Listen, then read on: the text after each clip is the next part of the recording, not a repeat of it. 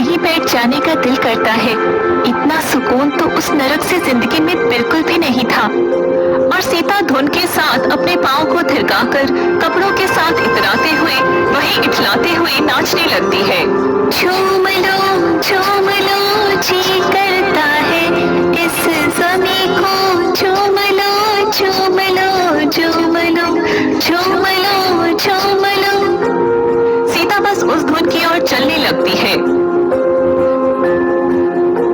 तभी सीता को दूसरी ओर से बच्चे के रोने की आवाज आती है, मगर सीता आवाज को अनसुना कर उस मीठी धुन की ओर ही बढ़ने लगती है। जैसे जैसे वह आगे चल रही थी, रोने की आवाज उतनी ही बढ़ रही थी।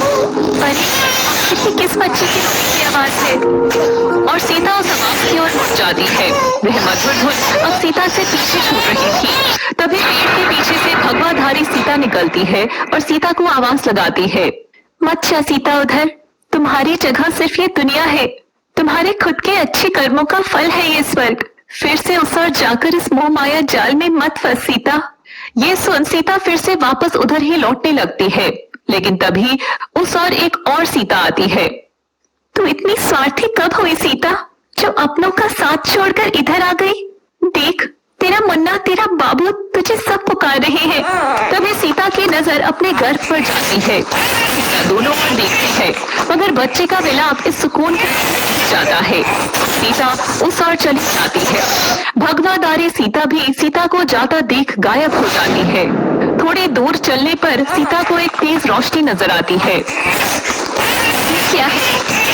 और सीता उस रोशनी में जैसे ही प्रवेश करती है, वहाँ बच्चे की रोने की आवाज और तेज हो जाती है। सीता देखती है कि वह हॉस्पिटल में खड़ी है और सामने एक दरवाजा है जिस पर कांच लगा है।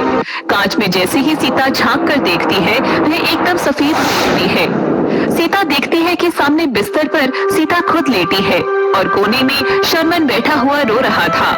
तभी वह देखती है कि हॉस्पिटल का एक आदमी सीता की लाश को लेकर जा रहा होता है, जिसे शर्मन रोक रहा था।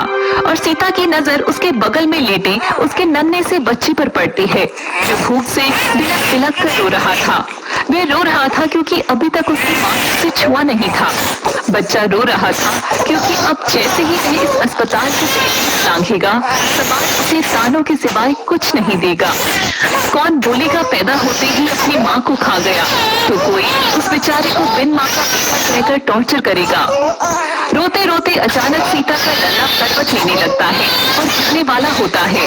शर्मन या किसी और का भी ध्यान उस पर नहीं जा रहा था।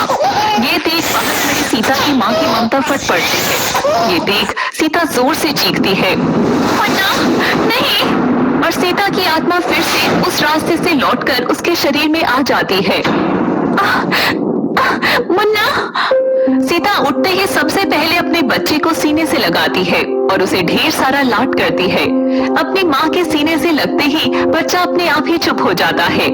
दोस्तों, जैसा कि आप सब कहानी को रोकने के लिए कह रहे थे, इसलिए मैं चली गई थी, मगर अब आप ही चाहते हैं ना कि सीता कहीं ना जाए, तो इसलिए हमें आपकी पसंदीदा कहानी को एक नया सुंदर मोड़ देना पड़ा, बस हमारे प्यारे दोस्तों और लव सिटी परिवार के लिए। पर आप में से जो लोग भी खफा हैं या नयापन चाहते हैं, तो बस विश्वास रखिए, इसमें भी और आगे आने वाली सभी कहानियाँ आपको अलग और नई मिलेंगी। क्यों, है ना मुन्ना? इसलिए चिंता मत करिए, सीता के साथ साथ समाज में दबी हुई राधा, मीरा की और न जाने ऐसी कितनी ही अनगिनत कहानियां आप तक पहुंचाई जाएंगी, जिनमें प्यार, दर्द, जुनून, संदेश, सामाजिक और पारिवारिक भाव हर तरह का स्वाद होगा। इसलिए बस थोड़ा विश्वास बनाए रखें। और अब देखिए आगे का तड़का। सीता को फिर से जिंदा होते देख शर्मन को अपनी आंखों पर विश्वास नहीं हो रहा था। वह बस सीता की ओर देखे जा रहा था। तभी बाकी घर वाले भी वार्ड के अंदर आ जाते हैं और देख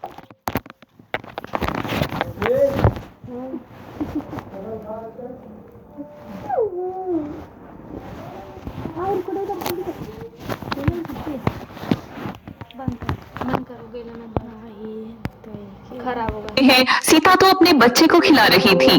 किसी को भी अपनी आंखों पर विश्वास नहीं हो रहा था।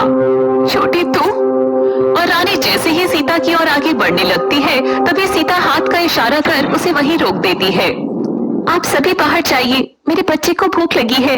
और सब लोग सीता की बेरुखी को इशारा समझकर उसे अकेला छोड़ देते हैं। मेरी मुन्नी, मुझे माफ कर दे। तेरी माँ तुझे थोड़ी देर के लिए छोड़ गई थी ना, पर अब नहीं जाएगी, कभी नहीं, हर दम तेरे साथ रहेगी बेटा। उधर पूनम भी बेहोश पड़ी थी। तभी उसे होश आता है और वह पास खड़ी नर्स को चिढ़कर बोलती है, ए सर्वेंट, ए सर्वेंट। पूनम के घटिया बर्ताव से सब लोग वैसे ही चिढ़े हुए थे। नर्स पूनम को सुनकर भी अनसुना कर देती है। ए नर्स, सुनना, मेरा बेटा किधर है? ला मेरे गोद में देना।